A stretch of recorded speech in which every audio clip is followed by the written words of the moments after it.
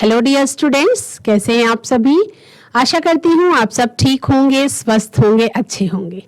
ICT virtual classroom Dehradun में आप सभी का स्वागत करती हूँ। मेरा नाम समता है। जैसा कि आप सभी जानते हैं बच्चों, क्लास 12th में हम लोगों का चैप्टर नंबर 5 जो है वो कंप्लीट हो चुका है।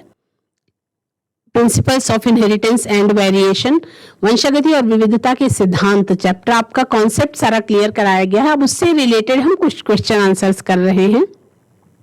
आई होप कि सभी बच्चे जो भी स्क्रीन में क्वेश्चंस दिखाए जा रहे हैं उसको नोट कर रहे होंगे अपनी कॉपी में, क्योंकि ये क्वेश्चंस आपके एग्जाम पैटर्न के अनुसार हैं और इम्पॉर्टेंट हैं। तो चलेंगे हम अपनी स्मार्ट स्क्रीन की तरफ और उन क्वेश्चंस को देखेंगे। बच्चों, प्रश्न संख्या 4 तक कल हमने करा था, जिसमें आपने देखा कि हीमोफीलिया से ग्रसित एक पुरुष का विवाह यदि एक सामान्य स्त्री से किया गया और उसकी संतानों में इस रोग की वंशागति को रेखा चित्र की सहायता से समझाना था। उत्तर में आपने लिखा कि यदि हीमोफीलिया से ग्रसित एक पुरुष किसी सामान्य स्त्री से विवाह करता है तो उनके सभी पुत्र सामान्य तथा सभी पुत्रियां जो है वो रोग की वाहक होंगी। फ्लो चार्ट के माध्यम से भी आपको शो करना है, क्योंकि क्वेश्चन में आपको बोला गया है कि उनकी संतानों में इस रोग की वंशागति को रेखा चित्र की सहायता से समझाइए, जिसमें आपको मेल गैमीट्स और फीमेल गैमीट्स के बारे में लिखना है। लगभग ये पुनेट स्क्वायर की तरह का ही डायग्राम है, जिसमें हीमोफिलिक फादर और नॉर्मल मदर का आपको क्रॉस दिखाया जा रहा है। हीमोफिलिक फादर से गैमेटोजेनेसिस के दौरान जो गैमीट्स का फॉर्मेशन हुआ और नॉर्मल मदर, मेल गैमीट और फीमेल गैमीट कौन कौन से बने ये आपको देखना है। यहाँ पे मेल गैमीट में गैमेटोजेनेसिस की जब प्रोसेस हुई तो XH और Y गैमीट्स का निर्माण हुआ। नॉर्मल मदर में गैमेटोजेनेसिस के दौरान X और X गैमीट्स का निर्माण हुआ। अब अगर मैच कराएं तो X और XH जहां पर मैच होता है वहां पे क्या होगा, हीमोफिलिक जीन्स के साथ कैरियर डॉटर होगी।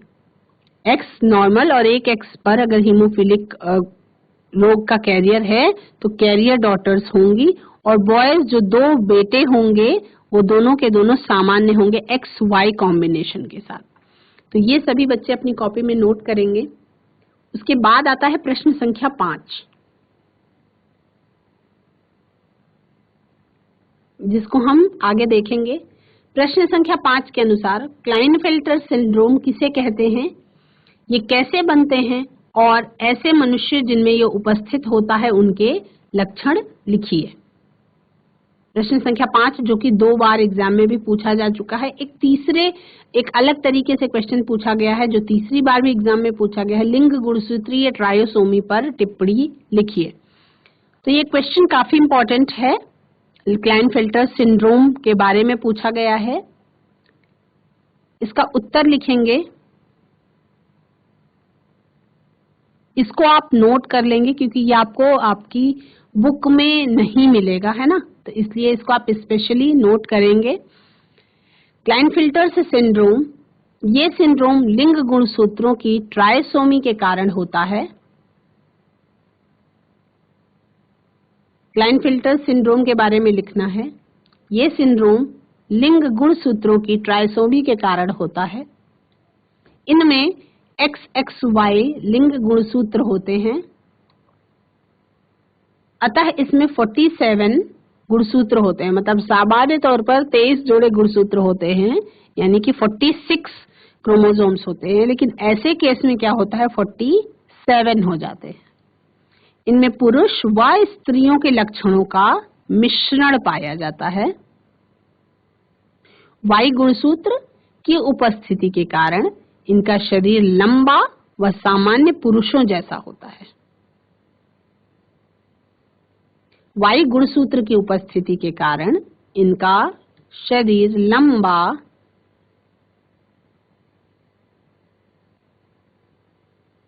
वह सामान्य पुरुषों के जैसा होता है, लेकिन अतिरिक्त X गुणसूत्र के कारण इनके वृषण यानी कि टेस्टिस तथा अन्य रिप्रोडक्टिव ऑर्गन्स या रिप्रोडक्टिव ग्लैंड्स जो हैं वो अल्प विकसित होती हैं। ऐसी परिस्थिति को हाइपोगोनैडिज्म कहते हैं। ऐसी परिस्थिति को क्या कहते हैं? हाइपोगोनैडिज्म कहते हैं। इसमें स्पर्म का फॉर्मेशन यानी शुक्राणुओं का निर्माण नहीं होता, अतः ये नर जो है वो बंध्य होते हैं, यानी कि ये मेल स्टेराइल होते हैं, या हम कह सकते हैं कि ऐसे पुरुष नपुंसक होते हैं। स्त्रियों के समान इनके चेहरे और शरीर पर बाल कब होते हैं और स्त्रियों के समान इसमें स्तन भी विकसित हो जाते हैं। इस परिस्थिति को हम क्या कहते हैं? इस परिस्थिति को हम गाइनोकोमेस्ट्रिया कहते हैं। क्या कहते हैं? गाइनोकोमेस्ट्रिया कहते हैं। तो ये आपको पूरा क्लियर ब्रीफ में लिखना है, क्योंकि ये आपसे लघु उत्तरीय प्रश्न में पूछा गया है। तो कुछ थोड़ा सा कम से कम 8-10 लाइनें इसमें आपको लिखनी होंगी, इसलिए आपको ये क्लियर पूरा लिखना होगा। सभी बच्चे इसको नोट कर लेंगे क्लाइनफेल्टर सिंड्रोम के बारे में कि ये सिंड्रोम लिंग गुणसूत्रों की ट्राइसोमी के कारण होता है। इसमें XXY लिंग गुणसूत्र होते हैं, इनमें 47 गुणसूत्र होते हैं, इनमें पुरुष व स्त्रियों के लक्षणों का मिश्रण पाया जाता है। Y गुणसूत्र की उपस्थिति के कारण इनका शरीर लंबा व सामान्य पुरुषों के जैसा होता है, लेकिन अतिरिक्त X गुणसूत्र के कारण इनके टेस्टिस और अन्य रिप्रोडक्टिव ऑर्गन्स या रिप्रोडक्टिव ग्लैंड्स जो हैं वो अल्प विकसित होती हैं और इसे हाइपोगोनैडिज्म कहते हैं। इनमें स्पर्म्स का फॉर्मेशन नहीं होता, इसलिए ऐसे मेल जो है वो स्टेराइल होते हैं और स्त्रियों के समान इनके चेहरे और शरीर पर बाल कम होते हैं और स्त्रियों के समान स्तन भी विकसित हो जाते हैं। इसे गाइनोकोमेस्ट्रिया, ऐसी सिचुएशन को गाइनोकोमेस्ट्रिया कहा जाता है। ये जो इनको क्लाइनफेल्टर सिंड्रोम जिस रोग को कहा गया है, इसका वर्णन सबसे पहले किया था अमेरिकी वैज्ञानिक H.F. क्लाइनफेल्टर ने, जिसके नाम पर इसे क्लाइनफेल्टर सिंड्रोम नाम दिया गया। अमेरिकी वैज्ञानिक H.F. क्लाइनफेल्टर ने ईयर 1942 में इस प्रकार के असामान्य पुरुषों का वर्णन किया। 1942 में लगभग 500 में से एक में ऐसा क्लाइनफेल्टर सिंड्रोम पाया जाता है। ये असामान्य पुरुष जो है वो असामान्य एग्स और सामान्य शुक्राणुओं से या सामान्य अंडों से असामान्य शुक्राणुओं में निषेचन के फलस्वरूप बनते हैं। मतलब ये बनते कैसे हैं? ये असामान्य पुरुष जो है असामान्य एग्स या XX एग्स और सामान्य शुक्राणु यानी Y स्पर्म से या X एग्स और XY स्पर्म से फल निषेचन के फलस्वरूप बनते हैं। ये असामान्य अंडे या शुक्राणु 4 गुणसूत्रों के अवियोजन नॉन डिसजंक्शन से बनते हैं, है ना? तो इसको सभी बच्चे नोट करेंगे अपनी कॉपी में। इसको अभी के अभी नोट करेंगे क्योंकि ये आपको क्लियर नहीं मिलेगा कहीं और ढूंढने पर। ऐसे क्लाइनफेल्टर सिंड्रोम भी होते हैं जिनमें लिंग गुणसूत्र XYY या XXX या 3 से अधिक XXXY, XXXXY या XXXXY होते हैं। XYY सिंड्रोम वाले पुरुष जो है वो लंबे, मूर्ख, कामुक और गुस्सैल एवं उग्र स्वभाव के सुपर मेल्स होते हैं। इसके विपरीत XXX या XX वाली अति मादाएं सुपर फीमेल और मीटा फीमेल्स जो हैं वो मूर्ख और बांझ होती हैं। 2 या 2 से अधिक X गुणसूत्र वाले सभी नर जो है वो नपुंसक होते हैं। ये आपका प्रश्न संख्या 5 का उत्तर है जो बहुत ब्रीफ में आपको दे दिया गया है। नेक्स्ट क्वेश्चन देखते हैं बच्चों, डाउन सिंड्रोम के बारे में।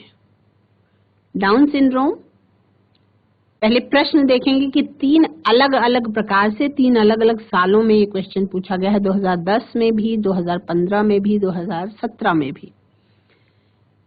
पहला है डाउन सिंड्रोम किसे कहते हैं, इसके कारण एवं लक्षण बताइए। या दूसरे तरीके से पूछा जा सकता है मंगोलियन जड़ता क्या है, इसके 2 प्रमुख लक्षण लिखिए।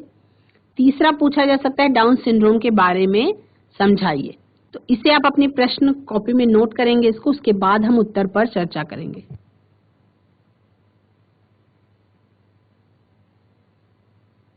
उत्तर लिखेंगे डाउन सिंड्रोम, हेडिंग डालेंगे डाउन सिंड्रोम और आगे लिखेंगे ये रोग गुणसूत्रों में संख्या की अनियमितता के कारण होने वाले परिवर्तनों से होता है। मनुष्य में कभी-कभी गुणसूत्रों की संख्या 46 के स्थान पर 47 हो जाती है।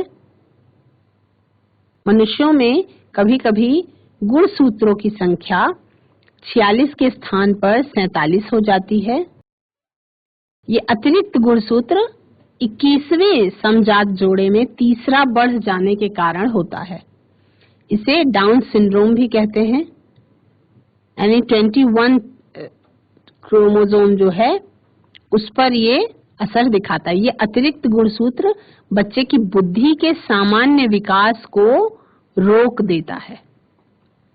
संख्या में अधिक गुणसूत्र के कारण प्रायः अंड कोशिका यानी एग सेल के निर्माण में होने वाली गड़बड़ी के कारण भी ऐसा हो सकता है। अब ऐसी सिचुएशन में क्या लक्षण होते हैं उसके बारे में भी लिखेंगे हम। 46 यहाँ पे 47 हो जा रहा है। 47 गुणसूत्रों वाली ऐसी संतान का मस्तिष्क जो है वो अविकसित होता है, यानी ब्रेन का डेवलपमेंट ठीक तरीके से नहीं हो पाता। सिर गोल, होंठ नीचे की ओर लटका हुआ रहता है, माथा अनावश्यक रूप से चौड़ा होता है, त्वचा खुरदुरी होती है, आंखें तिरछी और पलकें वलित यानी फोल्डेड होती हैं और मुंह हर समय खुला रहता है। ये लक्षण हैं। ये मंद बुद्धि होते हैं। ब्रेन का डेवलपमेंट ठीक तरीके से नहीं होता मस्तिष्क का, लेकिन तो इसीलिए क्या होता है, ये मंद बुद्धि होते हैं। इनके जो ग्नैड्स होते हैं, जो रिप्रोडक्टिव ऑर्गन्स होते हैं, जननांग सामान्य तो होते हैं, लेकिन जो पुरुष हैं वो कैसे होते हैं, नपुंसक होते हैं। और इस अनुवांशिक रोग को मंगोलियन बेवकूफी या मंगोलियन इडियासी भी कहते हैं। क्या कहते हैं, मंगोलिक बेवकूफी या मंगोलियन इडियासी भी कहते हैं, या डाउन सिंड्रोम इसका कॉमन नाम है। ये क्या है, ये क्रोमोसोमल डिसऑर्डर है।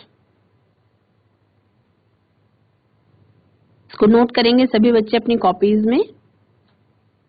डाउन सिंड्रोम के बारे में पहले डाउन सिंड्रोम कैसे होता है, उसमें क्या सिचुएशन होती है और उसके बाद उसके क्या लक्षण होते हैं, ये दोनों चीज आपको नोट करनी है। आगे बढ़ेंगे। अब ये प्रश्न आपके पूछे गए हैं, ये विस्तृत उत्तरीय प्रश्नों में आते हैं। अब इसमें आप देखेंगे कि कितना केवल प्रश्न आपको अलग अलग तरीके से एक ही प्रश्न कई तरीके से पूछा गया है, कई सालों में पूछा गया है।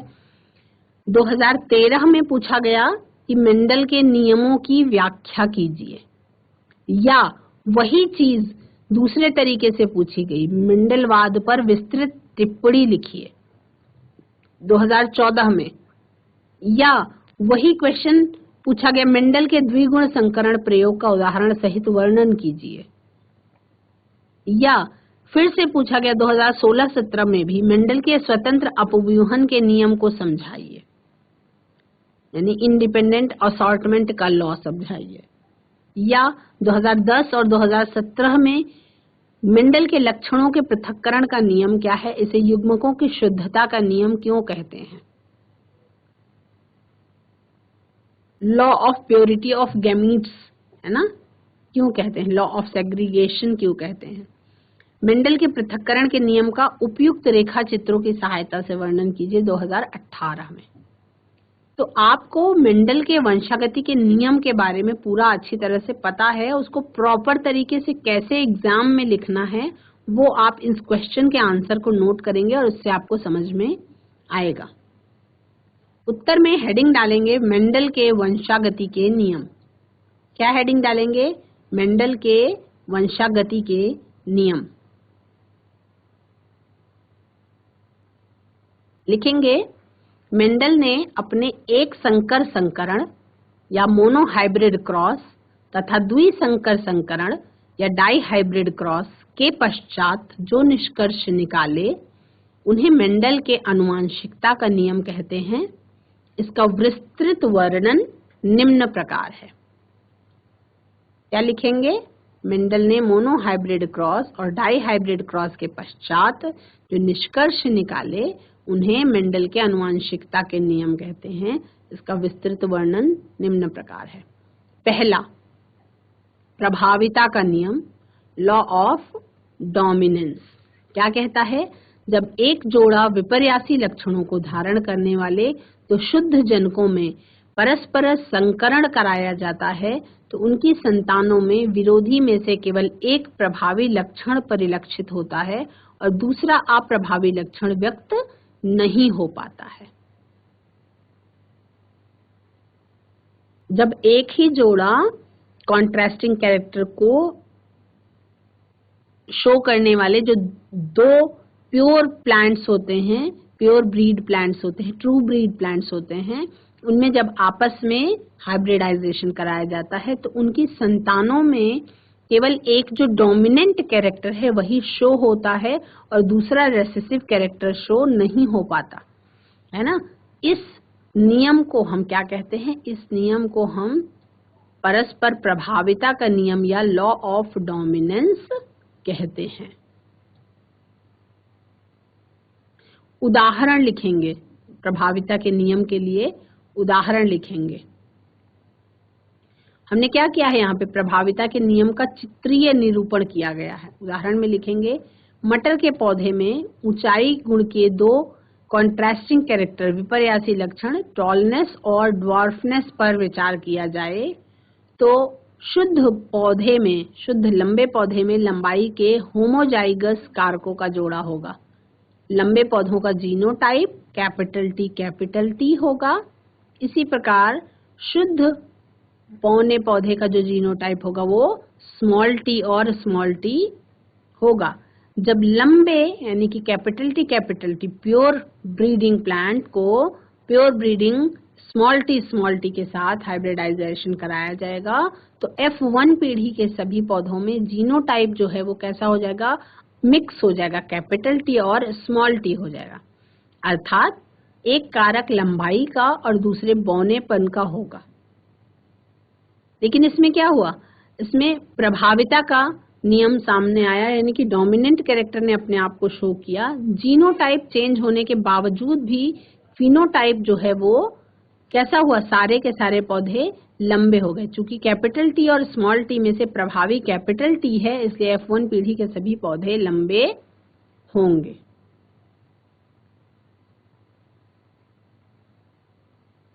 इसका ये चित्रीय निरूपण, ये चार्ट सभी बच्चे नोट करेंगे अपनी कॉपी में, जहां पे लिखेंगे capital T homozygous tall, small T homozygous dwarf, parents parental generation, फिर गैमीटोजेनेसिस हुआ। होमोजाइगस टॉल ने कैपिटल टी गैमीट्स बनाए और होमोजाइगस ड्वार्फ ने स्मॉल टी गैमीट्स बनाए। फिर क्रॉस कराया गया हाइब्रिडाइजेशन के फलस्वरूप जो F1 जनरेशन आई, फर्स्ट फीलियल जनरेशन, प्रथम संतानीय पीढ़ी में देखा गया कि जीनोटाइप में कैपिटल टी और स्मॉल टी का कॉम्बिनेशन था, लेकिन कैपिटल टी जो है वो डोमिनेंट कैरेक्टर है, स्मॉल टी रेसेसिव कैरेक्टर है, इसलिए कैपिटल टी के लक्षण ने अपने आप को शो किया और सारे के सारे पौधे जो है वो लंबे हुए। तो ये प्रभाविता के नियम का चित्रीय निरूपण है। ये क्या है? मेंडल के प्रभाविता के नियम का चित्रीय निरूपण है। अब नीचे लिखेंगे कि प्रभाविता के नियम के अनुसार निम्नलिखित निष्कर्ष निकाले जा सकते हैं। लक्षणों का नियंत्रण इकाइयों द्वारा होता है जिन्हें कारक कहते हैं, फैक्टर्स कहते हैं, पर आज के समय में उन्हें हम जीन्स कहते हैं, है ना। मेंडल के समय में जीन्स का डिस्कवरी नहीं हुआ था तो उस समय पे इसको क्या कहते थे? फैक्टर्स कहते थे। आज के समय में उसी को हम जीन्स कहते हैं। पॉइंट नंबर 2 में लिखेंगे कारक जो है वो जोड़े में पाए जाते हैं, यानी जीन्स जो है वो पेयर्स में पाए जाते हैं। तीसरा नंबर लिखेंगे प्रभाविता के नियम के अनुसार जो निष्कर्ष निकला उसमें पॉइंट नंबर 3 है कि असमान कारकों वाले जोड़े में एक सदस्य डोमिनेंट होता है और दूसरा रेसेसिव होता है।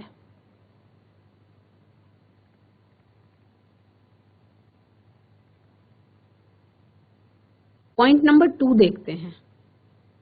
दूसरा नियम है लॉ ऑफ सेग्रीगेशन और law of purity of gametes, यानी कि कारकों के पृथक्करण या युग्मकों की शुद्धता का नियम।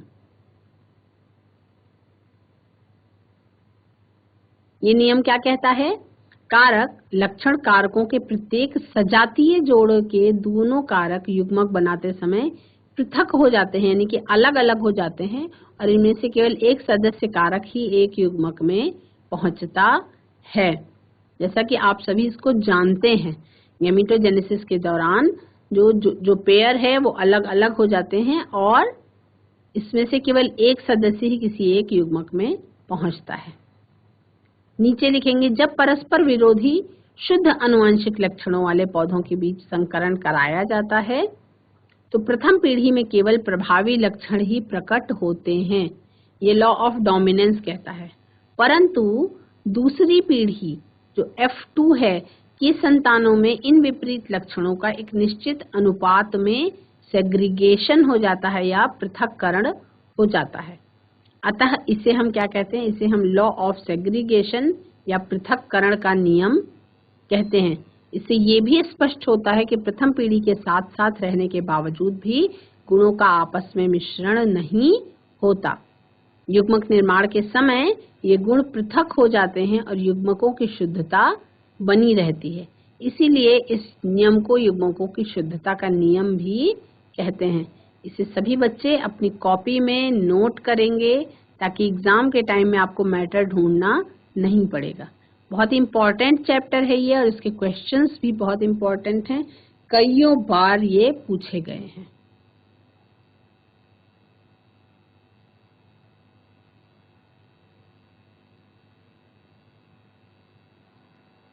आई थिंक आप सभी ने नोट कर लिया होगा। उदाहरण के तौर पर हम लिखेंगे, ये हम बात कर रहे हैं law of purity of gametes की, यानी कि लॉ ऑफ सेग्रीगेशन की। अब इसमें उदाहरण के तौर पे लिखेंगे जब मटर के पौधे का जिसमें लाल पुष्प होते हैं सफेद पुष्प से संकरण कराया जाता है तो F1 पीढ़ी में केवल लाल पुष्प वाले पौधे उत्पन्न होते हैं।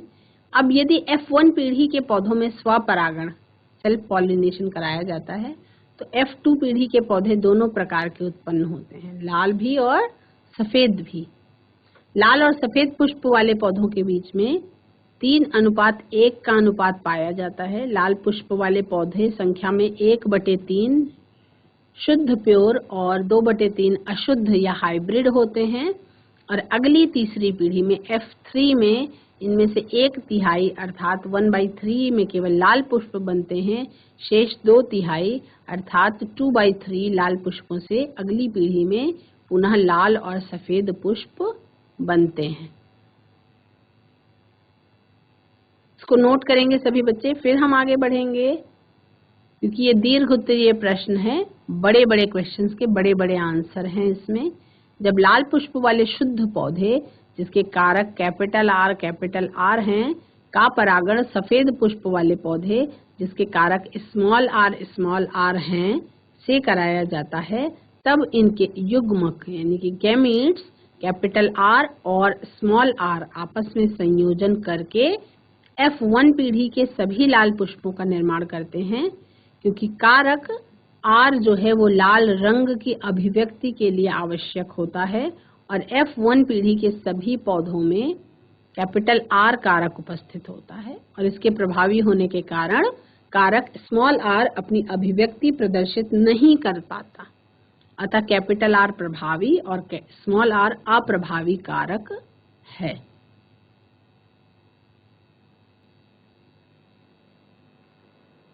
F1 पीढ़ी में प्राप्त चारों पौधे लाल पुष्प वाले होते हैं, जबकि F1 पीढ़ी के इन सभी पौधों में स्वपरागण कराया जाता है तो F2 पीढ़ी में रंग के अनुसार 2 प्रकार के पौधे उत्पन्न होते हैं, अर्थात लाल पुष्प वाले एवं सफेद पुष्प वाले पौधों के बीच क्रमशः 3:1 का अनुपात होता है, परंतु कारक सिद्धांत के अनुसार 2 पौधे शुद्ध, एक लाल पुष्प वाला और एक सफेद पुष्प वाला, जिसमें से एक में कैपिटल R फैक्टर और दूसरे में स्मॉल r फैक्टर होते हैं और दोनों ही जनक लक्षणों के शुद्ध रूप होते हैं।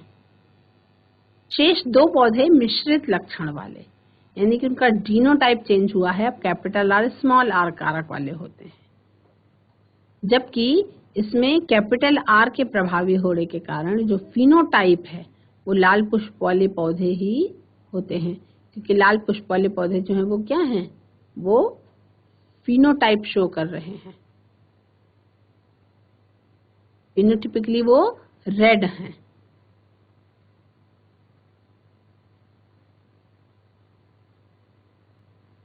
तो इसी प्रकार स्मॉलर पौधों में स्वपरागण यदि कराया जाए तो इसकी अगली पीढ़ी में सफेद पुष्प वाले शुद्ध पौधे प्राप्त होते हैं, और इस प्रकार कुल मिलाकर F2 पीढ़ी में 3 लाल फूल वाले और 1 सफेद फूल वाला पौधा उत्पन्न होता है। इन प्रयोगों में मेंडल ने क्या पाया कि डोमिनेंट या रेसेसिव जो कारक होते हैं, फैक्टर्स होते हैं, ये परिवर्तित नहीं होते, लेकिन समय आने पर रेसेसिव फैक्टर पृथक होकर अपनी अभिव्यक्ति दर्शाते हैं, यानी कि रेसेसिव कैरेक्टर जो है समय आने पर अलग होकर के अपने आप को एक्सप्रेस कर पाते हैं, है ना। ये जो सेग्रीगेशन लॉ है मेंडल के उपरोक्त पृथक्करण का नियम को हम पुनेट स्क्वायर या चेकर बोर्ड के द्वारा लिख सकते हैं, जो आपको नीचे स्क्रीन में दिखाई दे रहा है। ये आपको स्क्रीन में दिखाया गया है, उसको आप देखेंगे। रेड फ्लावर जो प्योर है, कैपिटल आर को स्मॉल आर के साथ जब क्रॉस कराया गया, गैमीटोजेनेसिस के दौरान कैपिटल आर का गैमीट बना और इधर स्मॉल आर का गैमीट बना। जो भी कॉम्बिनेशन बना कैपिटल आर स्मॉल आर का, वो है red flowered plant in F1 generation. क्योंकि रेड कलर जो था वो डोमिनेंट था, उसने अपने आप को शो किया F1 जनरेशन में। और इसमें क्या है, कैपिटल आर ओवा है और पॉलन है। अब चेकर बोर्ड का यहाँ पे यूज किया गया, कैपिटल आर स्मॉल आर, और इधर भी कैपिटल आर और स्मॉल आर, यानी कि यहाँ पे क्या कराई गई, F1 जनरेशन में सेल्फिंग कराई गई। यहाँ पे दिखा कि capital R pure red flowered plant बना, फिर capital R small R hybrid red flowered plant बना, कैपिटल आर स्मॉल आर भी हाइब्रिड रेड फ्लावर प्लांट बना, और उसके बाद स्मॉल आर यानी प्योर व्हाइट फ्लावर्ड प्लांट बना, है ना। नीचे लिखेंगे पृथक्करण के नियम का पुनेट चेकर बोर्ड द्वारा प्रदर्शन। आई थिंक सभी बच्चों ने इसको अच्छी तरह से नोट कर लिया होगा। आगे लिखेंगे पृथक्करण के नियम के आधार पर मेंडल ने भविष्यवाणी की थी कि लाल पुष्प वाले पौधों में 1/3 ऐसे होंगे जो F3 जनरेशन में केवल लाल फ्लावर वाले संतति उत्पन्न करेंगे, और 2/3 ऐसे होंगे जिनकी संतति मिश्रित होगी, जिसमें लाल और सफेद पुष्प वाले पौधे 3:1 के अनुपात में होंगे। वास्तविक प्रयोगों से प्राप्त आंकड़े जो लक्षणों का पृथक्करण है उसके सैद्धांतिक आधार पर अनुमानित परिणामों के पूर्णतः अनुरूप हैं।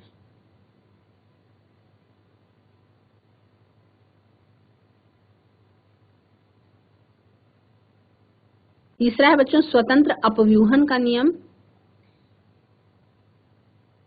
ये हम आगे के सेशन में करेंगे, क्योंकि विस्तृत उत्तरीय प्रश्न है तो ये कंप्लीट आपका आज नहीं हो पाएगा। आज हमने किस तरह से आंसर लिखना है ये सीखा, मतलब नियम के बारे में लिखना है, उसका उदाहरण भी लिखना है और उसको पुनेट स्क्वायर से शो भी करना होता है। बच्चों आज की क्लास में आप सभी ने चैप्टर नंबर 5 जो था वंशागति और विविधता के सिद्धांत, उससे रिलेटेड कुछ बहुत इंपॉर्टेंट क्वेश्चंस को स्क्रीन पर देखा और उसको आई होप आप सभी ने नोट किया होगा। आज की क्लास में इतना ही। That's all for today. Have a nice day. Take care.